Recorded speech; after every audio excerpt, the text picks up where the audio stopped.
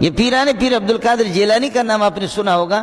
یہ اوپر نہیں دیکھتا تھا, ہاتھ ملاتے تو اس طریقے پر, آنکھیں نیچے کرتا تھا اور اپنی آنکھوں سے دیکھتا نہیں تھا, ایسے نیچے بندے کے پیشانی کو نہیں دیکھتا تھا. اور کبھی دیکھتا تھا, میں تو خود اندھا ہوں تو میں آپ کو کیا سمجھا سکتا ہوں, میں خود نابینا ہوں, نابینا آدمی آپ کو کیا سمجھائے گا.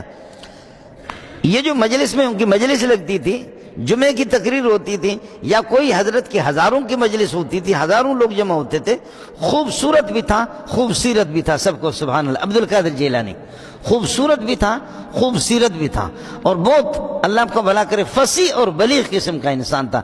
اس کی کتابیں جو غنیت الطالبین ہے اور اسی طریقے پر یہ کہ دیگر کتابیں, قرآن کی اس کی تفسیر ہے, تفسیر الجیلانی کے نام سے 5-6 جلدوں میں, آپ اس کی فصاحت و بلاغت کو دیکھیں, غضب کا فصیح اور بلیغ تھا.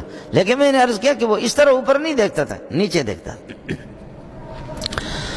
حضرت اور کئی دفعہ جوش میں جلالی آدمی تھا, کبھی جوش میں آ کر کے کہتا تھا کہ اللہ کی قسم تمہاری پیشانیوں پہ, تم چاہے نماز بھی پڑھتے ہو لیکن تمہارے پیشانیوں پہ مجھے کفر نظر آ رہا ہے. وہ عبد القادر جیلانی تھا جی. وہ مولی منظور بھی نہیں تھا, مولا فضل الرحمان صاحب بھی نہیں تھے, اور اس وقت کے اللہ کو بھلا کریے کہ 14ویں صدی کا کوئی مولوی نہیں ہوتا تھا.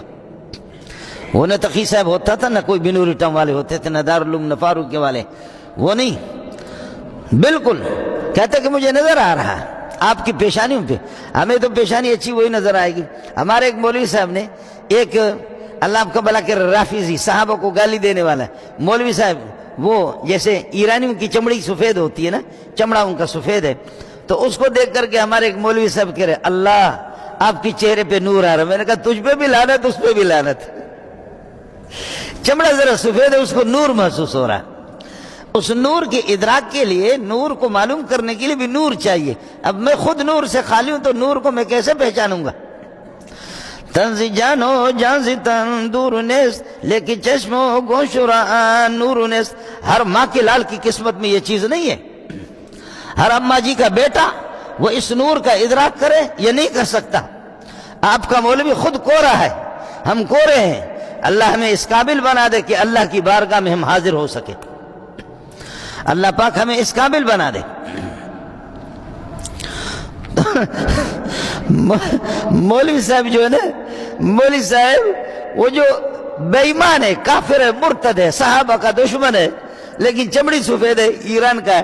تو ہمارا مولوی صاحب کہتے ہیں کہ ہم نے اپنے مولویوں کے چہروں میں یہ نور نہیں دیکھا جو آپ کہہ رہے, تجھے تیرے ادراک پہ بھی لعنت ہو, اس پہ بھی لعنت ہو, کروڑوں لعنتیں ہو. تو اس مرتد کو کہتے ہیں کہ اس پر. لیکن اب بھی آپ کے خیبر پختو میں, یہی کراچی میں, خلق خدا میں جو بزرگ ہوتے ہیں ان کو ہم جانتے نہیں ہے, جن کو ہم جانتے ہیں وہ بزرگ ہی نہیں ہوتے. جو اشتہاری ہوتے ہیں وہ بزرگ نہیں ہوتے. جو بزرگ ہوتے ہیں وہ ایسے چھپے ہوئے ہوتے ہیں کہ ان کو کوئی جانتا بھی نہیں ہے. وہ پبلسٹی نہیں کراتے, وہ اشتہاروں میں نہیں آتا. میرے نبی نے فرمایا کہ لا یشار الیہم بالبنان, انگلیوں سے ان کے طرف اشارہ نہیں ہوتا. وہ بالکل مٹے ہوئے لوگ ہوتے ہیں, بالکل مٹے ہوئے لوگ ہوتے ہیں.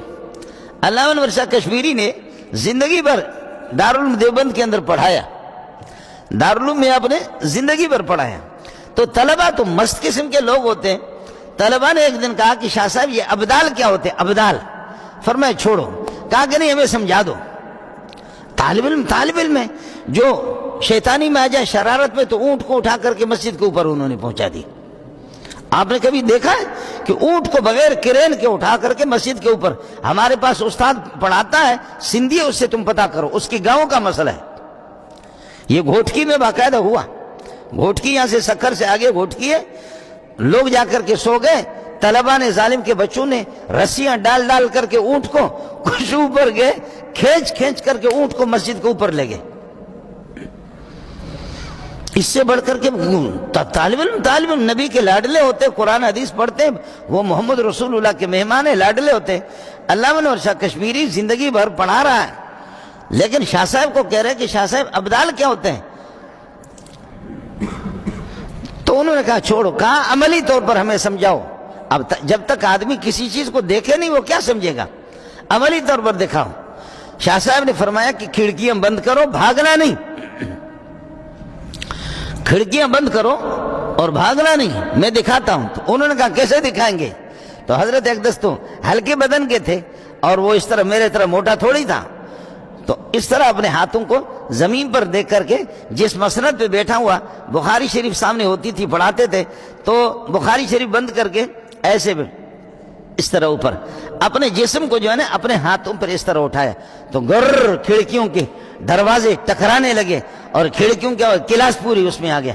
شاہ صاحب کے بھی آنسو آگے رونے لگے اور طلبہ بھی، انہوں نے نعرہ لگایا، فرمایا بس ابدال اس کو کہتے، ابدال انہیں کو کہتے۔ کبھی کبھی وہ ہمارے مجلسوں میں ہوتے ہیں اور اس کا کسی کو پتہ نہیں ہوتا۔ خود صحابی رسول انس بن نضر، سبحان اللہ، انس بن نضر رضی اللہ تعالیٰ عنہ، ان کی ہمشیرہ نے کسی خاتون کی دانت کو توڑ دی، ہوتا ہے وہ بھی صحابی، دوسرے خاتون کی دانت کو توڑ دیا۔ اس پر ہوا کیا؟ اس پر یہ ہوا، انہوں نے مقدمہ دائر کیا محمد رسول اللہ کے پاس۔ رسول پاک نے فرمایا کہ ان کے دانت کو بھی توڑا جائے گا، آپ نے زیادتی کر کے ان کے دانت توڑ دیے، آپ کے دانت کو بھی توڑا جائے گا۔ تو حضرت انس بن نضر یا نضر بن انس، تو انس بن نضر رضی اللہ تعالیٰ عنہ نے کہا یا رسول اللہ میری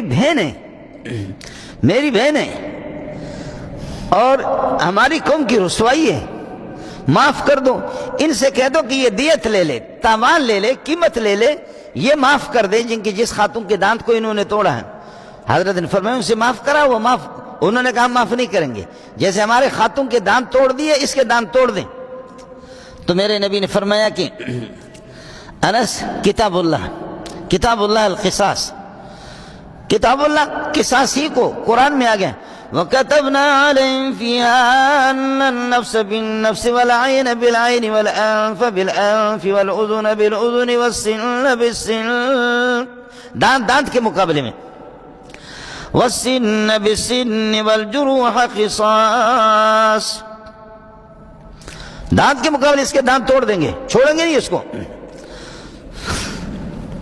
قربان جاؤں، ادھر نبیوں کا سردار ہے، ادھر اس کا صحابی ہے، شاگرد ہے، شاگرد جوش میں آ گیا اور اس نے کہا اللہ کی قسم میری بہن کی دانت کو نہیں توڑا جائے گا،